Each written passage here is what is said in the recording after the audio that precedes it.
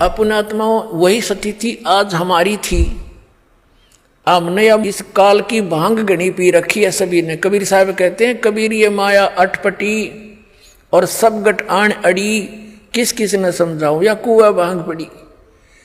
एक ठेके पर दारू पी के चाहे 10 कैंडिडेट आ रहे हों और सारे की एक जैसी गतिविधि, एक जैसी बोल, ऐसे ही चाल पाओगी।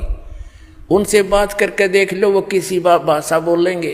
तो यहाँ हम जो इस प्रकार की भाषा बोलते हैं, किसने देखा है, देखी जाएगी, फिर देखेंगे। तो ये सारे भांग पी रहे हैं इस काल की माया की। कबीर साहब कहते हैं, कबीर ये माया अटपटी सब गट आण अड़ी, और किस किस ने समझाऊं या कुआ भांग पड़ी।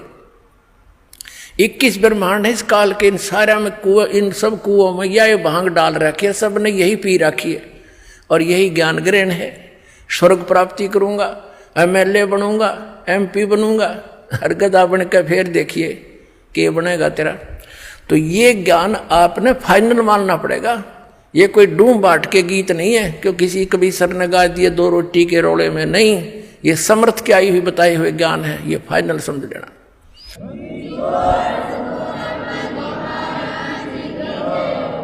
अपने आत्माओं, अब मार्कंडे ऋषि की सतिथि देखते हैं। अब ये तत्व ज्ञान है और ये दास परमात्मा ने इस मार्ग का मास्टर बना दिया। अब दास चाहता है कि आपको भी ये ज्ञान दूं, आप भी खुद दृढ़ हो और अन्य को भी समझाने की चेष्टा करो, या नाम दिलाओ ला करके। अब जैसे ये कहते हैं ना, समाधि लगाओ, और हम ये भी सुना करते थे, हजारों वर्ष तक महापुरुष समाधिस्थ रहते थे। ये मन इतना उस्ताद है, आप कहीं बस की इंतजार में बैठ जाओ ना बस स्टैंड पर, आपको ये मालूम भी हो कि आध घंटे में आओगी बस, फिर भी मन 2 मिनट के बाद उठ कर नहीं देखेगा, कोई भी खुड़का सुन जा। यानी वहां भी ना चैन से बैठने देता ये, और ये समाधि में बैठने दे, वैसे बैठने दे किसी को। जैसे आप सिनेमा देखने जाते थे, अब तो नहीं जाना है, तो उसमें 3 घंटे का पता नहीं लगता, क्योंकि उसमें नए नए सीन देखने को मिलते थे, और 3 घंटे ऐसे कट जाती। वो मन की खुराक थी, वहाँ आराम से टिका रहता है, और 3 घंटे वो खत्म होगी रही जल्दी खत्म। टाइम देखा पूरा 3 घंटे लग गए, जैसे 10 मिनट। अब जो ये समाधि लगाने का ढोंग करते हैं, इनके विषय में सूक्ष्म वेद में बताया परमात्मा ने कि डंब करें डूंगर चढ़े, अंतर झीनी झूल, और जग जाने बंदगी करे, ये बोवे सूल बबूल। जैसे ये देखे होंगे संत साधु पहाड़ पर या टीले से पे ऊंचे स्थान पर बैठेंगे वृक्ष के नीचे, और समाधि नो बैठ जाएंगे आसन पदम लगा के, तो दूर से दिखे वो कौन बैठा है।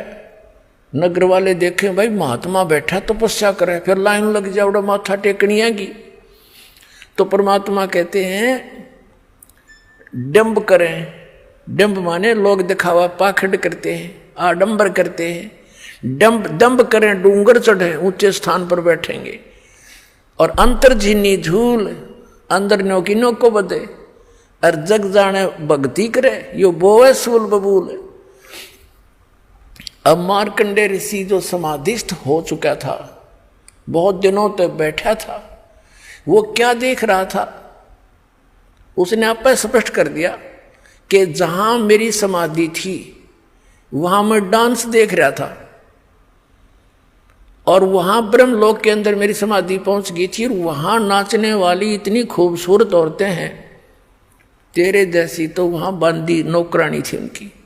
तो ये मन न्यो टेका रहा था इन ऋषियों का। अब जैसे पुण्यात्माओं, हमारे शरीर में चैनल लगे हुए हैं, चैनल। ये चैनल जो हैं ये कैसे हैं, जैसे कमल है हमारी, चक्कर बोलते हैं जिनको, शरीर में चक्कर है, एक मूल चक्र, फिर स्वाधिष्ठान चक्र, इनको कमल भी बोला संतों ने, और फिर नाभि चक्र, फिर हृदय चक्र, और कंठ वाला कमल चक्र, और फिर त्रिकुटी चक्र, त्रिकुटी कमल। तो ये क्या है, ये समझ लो कि एक टेलीविजन के अंदर चैनल लगे हुए हैं। तो जिस चैनल को आप ऑन कर दोगे वर्किंग में कर लोगे, उस टीवी के अंदर जिस स्थान से वो प्रोग्राम रिले हो रहा है वो स्थान तो कहीं और है और दिखाई दे रहा टीवी में, एज इट इज दिखाई दे रहा है। तो ऐसे ये ऋषियों ने हठ योग किए। लंबी आयु थी पहले, सतयुग में 1,00,000 वर्ष की आयु होती है और त्रेता में उससे कम हो जाती है, 10-10 हजार वर्ष की आयु होती है और द्वापर में 1-1 हजार वर्ष की प्रारंभ में ज़्यादा होती है, लास्ट में 1,000 पे अंत होता है। और कलियुग के अंदर ये आपकी लास्ट में 20 वर्ष की आयु रह जाएगी और शुरुआत इसकी ऐसे ही कई सैकड़ों वर्षों से हुई है। अब क्या हुआ, वो क्या देख रहा था, उसका चैनल ऑन हो गया और उसने क्या दिखाई दे रहा था, ब्रह्मलोक में डांस देख रहा था और कभी कुछ दिखाई देता है, कभी कोई झरने आ रहे हैं, कितना कोई ऐसे सवारी जा रही है, कोई नाच हो रहे हैं, कई झरने बह रहे हैं, ये देखते रहते हैं अंदर। तब ये मन टेके ना टेकन दे इसने। अब उससे क्या होता है, ये ऋषि लोग साथ में ओम नाम का जाप भी करते थे। तो ओम नाम के जाप से और इस हठ योग से क्या होगा, ओम नाम के जाप से मार्कंडेय ऋषि ब्रह्मलोक में जागा, क्योंकि उसके ब्रह्मलोक तक की साधना हो चुकी थी। गीता जी अध्याय नंबर 8 के श्लोक नंबर 16 में स्पष्ट किया है कि ब्रह्मलोक पर्यंत सभी लोग पुनरावृत्ति में हैं, वहां गए हुए भी जन्म मृत्यु को प्राप्त होते हैं। अब मार्कंडेय ऋषि अपनी साधना को मोक्षदायक मान रहा था, सबसे बढ़िया मान रहा था, उसकी भी कुछ भी ना पाइया।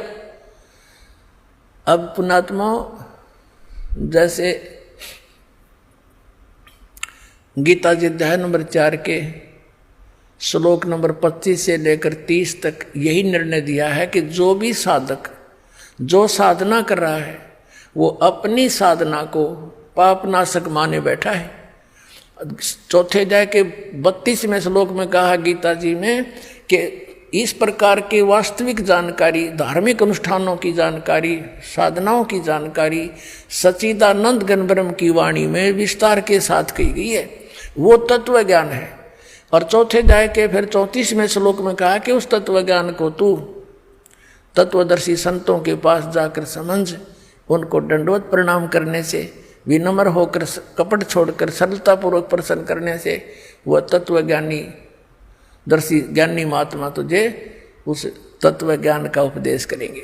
उनसे पूछ जाके, इसे गीता ज्ञानदाता भी परिचित नहीं है। तो ये मार्कंडेय ऋषि अपनी साधना को उत्तम मान रहा था।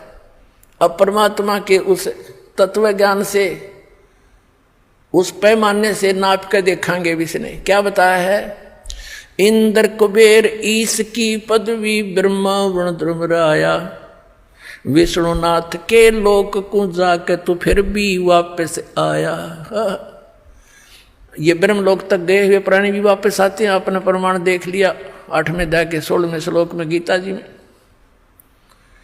फिर क्या बताते हैं, असंग जन्म तन मर्त्या होगे जीवित क्यों न मरे रे, 12 मध्य महल मठ बोरे बहुर न दे धरे रे। असंग जन्म तन मर्त्या होगे जीवित क्यों ना मरे रे। अब जीवित मरना क्या है पुण्यात्माओं, एक तो इच्छाओं का दमन करना। ये इच्छाओं का दमन कैण तो नहीं हो सकता, इस ज्ञान से और परमात्मा के इस भक्ति माध्यम के साधन से और परमात्मा का सहयोग आपके साथ रहेगा, तब ये इच्छाएं खत्म होंगी। वैसे नहीं हो सकती, इस ज्ञान से होंगी।